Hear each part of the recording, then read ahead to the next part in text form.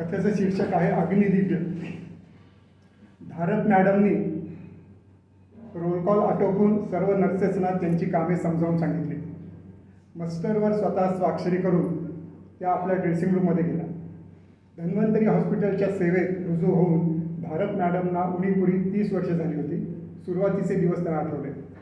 Nursing diploma विशेष प्रावीण्यासह उत्तीर्ण झालेल्या विमला धारपला ज्युनियर नर्स म्हणून धन्वंतरीमध्ये संधी मिळाली.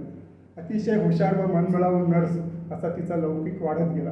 रुग्णांची सेवा शुश्रूषा विमला एवढ्या ममतेनं आणि हसतमुखानं करी की कधीकधी चीफ सर्जन डॉक्टर मोने म्हणतही ऑपरेशन्स यशस्वी होण्यात माझ्या बरोबरीनं विमलाचाही वाटा असतो. आणि हे खरंही होतं. म्हणूनच एखादी अवघड शस्त्रक्रिया असली म्हणजे डॉक्टर मोने विमलालाच प्रिफर करत. अंगभूत वक्तशीरपणा, समयोचित नियोजन, निरपेक्षी सेवावृत्तीमुळे धारप मॅडमनी हेडनर्स होताना कितीतरी बरोबरच्या नर्सेसना मागे टाकले होते. कॉफीची किटली घेऊन आलेल्या नवनाथची चाहूल लागताच त्यांची तंद्री भंगली. त्यांनी घड्याळाकडे बघितले. 6:40 झाले होते.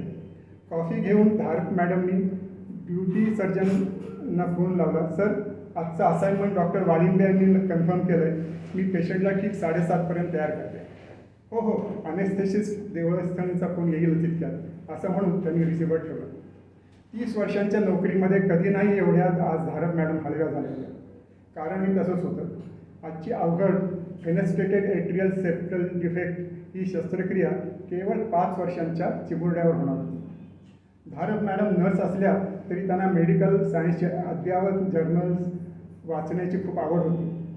हा विकार साधारण 3000 बालकात एकाला जन्मताच असतो व कित्येकदा तो लवकर डिटेक्टही होत नाही असे त्यांच्या वाचनात आले. परवाच ॲडमिट झालेल्या छोट्या निखिलच्या तशा सर्व टेस्टचा रिपोर्ट नॉर्मल होता. चीफ सर्जन डॉक्टर मोनेंनी हे ऑपरेशन निष्णात हृदयरोग तज्ज्ञ डॉक्टर वाळिंबेंनी करावं म्हणून त्यांना विनंती केली होती. सुदैवानं डॉक्टर वाळिंबे उपलब्ध होऊ शकणार होते. 2 दिवसातच धारप मॅडमना निखिलचा एवढा लढा लागला होता की त्याची रूम सोडून जाताना त्यांना पुरेपूर होऊन जाईल. निखिलच्या आईबाबांना मॅडम खूप धीर देत. त्यांची हतबलता आणि मुलाविषयी वाटणारी काळजी पाहून मॅडमना खूप अस्वस्थ वाटे. त्या कितीतरी गोष्टी सांगून गमती सांगून निखिलचं मन रमवीत असत. म्हणून तोही सारखा आंटी आंटी म्हणत त्यांना आठवत राहायचा. पुन्हा एकदा ऑपरेशन थिएटरमध्ये जाऊन मॅडमनी आपली चाणाक्ष नजर सर्व व्यवस्थेवरून फिरवली आणि मोजक्या सूचना स्टाफला देऊन त्या निखिलच्या खोलीत आल्या. आंटी, काल मी जिंकलेलं कॅडबरी. अरे हो हो, कशी विसरेन मी. पण आपलं काय ठरलं आहे? तू जिंकलेली चॉकलेटं मी एका सुंदरशा बॉक्समध्ये भरून ठेवायची आणि पुढच्या रविवारी तुझ्या वाढदिवशी तुला प्रेझेंट करायची. होय ना? हे काय का आंटी, मी जिंकलेलं चॉकलेट मला आत्ताच हवं. निखिल, नको बाबा छळूस आंटी ना. त्याच्या आईने त्याला दटावले. मोठ्या कष्टाने आवंढे गळत धारप मॅडम रूममध्ये आले. स्ट्रेचरवरून निखिलला ऑपरेशन थिएटरमध्ये आणण्यात आलं.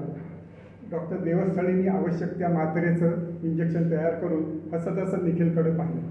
I am ready doctor uncle, Nikhil म्हणाला. एवढ्या लहान वयात निखिलची ही समज पाहून देवस्थळींनाही अचंबा वाटला. अनेस्थेशिया देऊन डॉक्टर वाळिंबे आणि डॉक्टर मोने यांना विश करून ते ऑपरेशन थिएटर बाहेर आले. 2.5 तास उलटले तरी अद्याप ऑपरेशन चालू होते. डॉक्टर वाळिंबे असल्यामुळे धारप मॅडम निर्धास्त होत्या. तरीही अत्यंत दक्षतेनं डॉक्टरांच्या सूचनांना त्या प्रतिसाद देत होत्या. धन्वंतरी हॉस्पिटलमध्ये कितीतरी क्लिष्ट आणि अवघड शस्त्रक्रिया होत असत. शहरातील एक नावाजलेले हॉस्पिटल होते ते. डॉक्टर मोने, धारप मॅडम आणि अशा अनेकांच्या उत्तम टीमवर्कमुळेच हॉस्पिटलचा उत्कर्ष झाला होता. नवनवीन मेडिकल अडॅप्शन्स, कॉम्प्युटराइज इक्विपमेंट्स, अत्याधुनिक सर्जरी इन्स्ट्रुमेंट्स आणि त्याबरोबर अद्ययावत व्यवस्थापन यामुळे ज्याच्या त्याच्या तोंडी धन्वंतरीचं नाव होतं.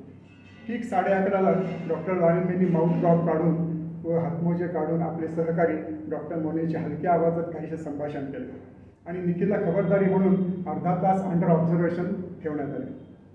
कारण रक्ताभिसरणाचा वेग कमालीचा मंदावला होता. एक मोठा सुस्कारा सोडत शांतपणे डॉक्टर वाळिंबे ऑपरेशन थिएटरमधून बाहेर आले व डोळे मिटून एका खुर्चीवर बसले. 1.5 तास निखिलचं रक्ताभिसरण ठीकठाक व्यवस्थितपणे चाललं तर पुढं काही धोका नव्हता. तो 1.5 तास सर्वांना काळ रात्रीसारखा भासत होता. डॉक्टर मोने, धारप मॅडम आणि इतर सर्व स्टाफ सर्वच जण मनोमन देवाला आवित होते. काळजीची अवस्था सर्वांनाच कासावीस करत होती. निखिलची केअरटेकिंग नर्स साधारण 1.5 तासानंतर साश्रू नयनांनी इंटेन्सिव्ह केअर युनिटमधून बाहेर आली. सर्वांचेच लक्ष तिकडे वेधले गेले. धावत येत तिनं धारप मॅडमच्या गळाला घट्ट मिठी मारून आपल्या अश्रूंना वाट करून दिली. ती काही बोलत नव्हती. सर्वजण अवाक होऊन ते दृश्य पाहू लागले. अमळशाने ती धारप मॅडमच्या कानात काही पुटपुटली. ते ऐकून त्याही सद्गदित झाल्या. त्यांच्याही डोळ्यातून अश्रू वाहू लागले. ते आनंदाश्रू होते. डॉक्टर वाळिंबे यांच्या प्रयत्नांना यश आले होते. एका कोवळ्या चिमुरड्याला जीवदान मिळाले होते. सर्वांच्याच डोळ्यात आसवं तर मनात आत्यंतिक आनंद असे मोठे विलक्षण हृदयद्रावक दृश्य होते ते. एका भल्या मोठ्या अग्निदिव्यातून पार पडल्यासारखे सर्वांना वाटले. डॉक्टर मोनेंनी भावनाविवश होत डॉक्टर वाळिंबेंचा हात हाती घेऊन म्हटला, doctor you did it. You are simply great. Thank you very much. Dhanvantari hospital आनंदाने फुलून गेले. मृत्यूच्या दाढेतून निखिलची सुखरूप सुटका झाली होती. संकट टळलं होतं. काही साठवून धारप मॅडम आपल्या रूमकडे आल्या. अलमारीतून त्यांनी एक सुंदरसा आकर्षक बॉक्स काढला. त्यात निखिलने जिंकलेलं कॅडबरी होते. तो गिफ्ट बॉक्स मॅडमने हृदयाशी घट्ट धरला. त्यांचे मन कृतकृत्यतेच्या भावनेने आनंदाने भरून आले.